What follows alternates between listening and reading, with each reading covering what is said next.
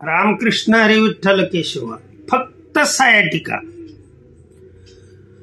सायाटिका ज्याला ग्रंथसी असं मराठीमध्ये नाव आहे. या कमरेतून निघालेली म्हणजे लुंबर व्हर्टेब्रा आहेत पाठीमागं आणि त्या कमरेच्या तिथं गॅप असल्यामुळं ते व्हर्टेब्रा असे दबले जातात आणि तिथून निघालेल्या नर्व ह्या चॉकअप होतात, लक्षात ठेवा. आणि ह्या नर्व चॉकअप झाल्यामुळं पूर्ण पाय बधीर होतात, हात पायाला मुंग्या येतात, पायाचे गोळे दुखतात, गुडघे दुखतात, अगदी अंगठ्यापर्यंत काय दुखत नाही असं नाही, आणि उठता बसता सुद्धा येत नाही. ही अशी अवस्था असेल तर ह्या सायाटिकाला, फक्त सायाटिका म्हणतोय आम्ही, तर सायाटिकाला काय औषध करायचं तर मी आता सांगतो. किती साधं सोपं औषध आहे पहा. एक 3-4 औषधं मी सांगतोय, त्यातलं कुठलंही एक औषध करा. काय करा, 2 चमचा आंबट चुका माहित आहे तुम्हाला, जे पालकाच्या भाजीसारखाच असतो. आंबट चुका सर्व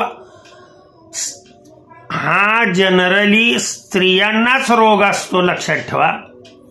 त्याच्यामुळं आंबट चुका आणायचा, आंबट चुक्याचा 2 चमचे रस काढायचा. ह्या 2 चमचे रसामध्ये एवढा गुळाचा खडा टाकायचा, आंबट चुक्याच्या त्या 2 चमचे गुळामध्ये, रसामध्ये, आणि हे सगळं एकत्रित करायचं. आणि सकाळ, दुपार आणि सायंकाळ असं किती दिवस करायचं? फक्त 5 दिवस करा. हा एक उपाय झाला. दुसरा उपाय असा आहे, कोणताही एक उपाय करा.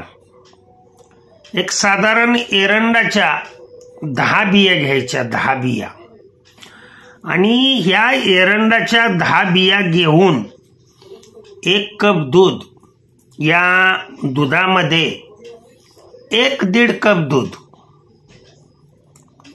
1 चमचा साखर टाकायची, दुधामध्ये साखर टाकायची, आणि त्याच्यामध्ये या पाण्याने धुवून 10 बिया, एरंडीच्या 10 बिया त्याच्यामध्ये चांगले शिजू द्यायचे.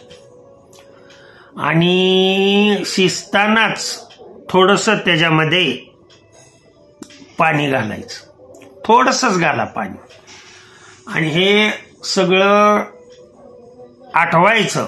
शिजवून शिजवून शिजवून हे पूर्णपणे आटू द्यायचं. थोडं शिल्लक राहील ते फक्त रोज सकाळी, सायंकाळी नको, रोज सकाळी फक्त यातला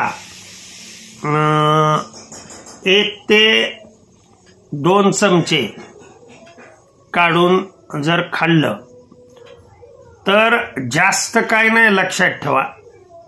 1-2 जुलाब होतील, 2-3 जुलाब होतील. जुलाब झाले तर लिंबू साखर सरबत करायचा. जुलाब झाले तर 1-2-3 मॅक्झिमम 3 जुलाब होतात.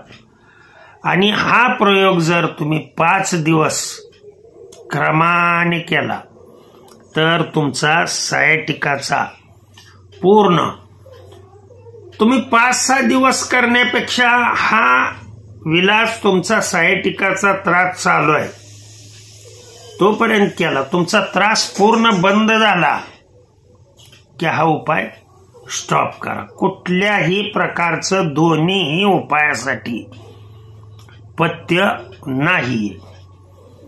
आता तिसरा उपाय मी सायाटिकासाठी सांगतो, लक्ष देऊन ऐका.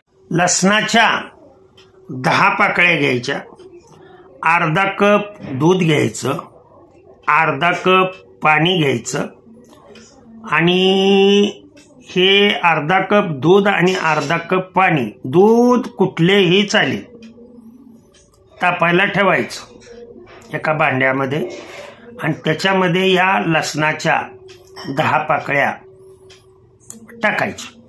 10-25 तुम्हाला काय लागतील तेवढ्या पाकळ्या टाकायच्या आणि चांगलं तापवायचं. पाणी दूध सगळं आटून जावं, आलं का लक्षात तुमच्या?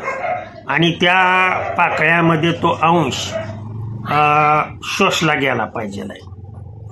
आणि या पाकळ्या दररोज सकाळी या पाकळ्या 2 किंवा 3 पाकळ्या खायच्या. या तयार केलेल्या जास्तीत जास्त तुम्ही 3 खायच्या. 3 पाकळ्या या खायच्या आणि वरून कोमट अर्धा ग्लास दूध प्यायचं. थोडीशी त्यामध्ये हळद टाकायची दुधामध्ये आणि ते पिल्यानंतर हा प्रयोग तुम्ही एक साधारण 2 आठवडे म्हणजे 14 दिवस, तर कमीत कमी 14 दिवस हा उपाय जर तुम्ही केला तर तुमचा सायाटिका, तुम्ही अनेक काहीही तुमच्या कमरेत गॅप असेल, काही असेल आणि हा त्रास होत असेल तुम्हाला, तर तुम्ही फक्त एवढा उपाय करा. ज्यांचा माझ्यावरती विश्वास आहे त्यांनीच हे उपाय करायचे, कारण जगातनं विश्वास काढला की पूर्ण संपलं. आणि आपण व्हिडिओ कोणत्या गावातून पाहताय ते आवर्जून मला सांगावं, म्हणजे व्हिडिओ कुठे कुठे पोचलेत, कोणत्या कोणत्या लोकांपर्यंत पोचलेत, आणि कमेंट्स करा की फरक पडू द्या किंवा न पडू द्या. मी 99% सांगतो, कसलंही जुनं फार जर असेल तर जास्तीत जास्त महिनाभर विलाज करायचा. तिन्हीपैकी कोणताही विलाज करा, तिन्हीच्या तिन्ही एका वेळेला करायचे नाही. तुम्हाला निश्चित या तिन्हीपैकी एका उपायाने तुम्हाला फरक पडेल. ओके, वाटलंच बुद्धी दिलीच देवाने तर चॅनलला लाईक आणि सबस्क्राईब करा. झालेली सेवा भगवंताच्या चरणी अर्पण करतो आणि सेवेला पूर्ण विराम देतो. पुंडलिक वरदा विठ्ठल श्री ज्ञानदेव तुकाराम पंढरीनाथ भगवान की जय. अवधूत चिंतन श्री गुरुदेव दत्त. विठ्ठल विठ्ठल विठ्ठल विठ्ठल विठ्ठल.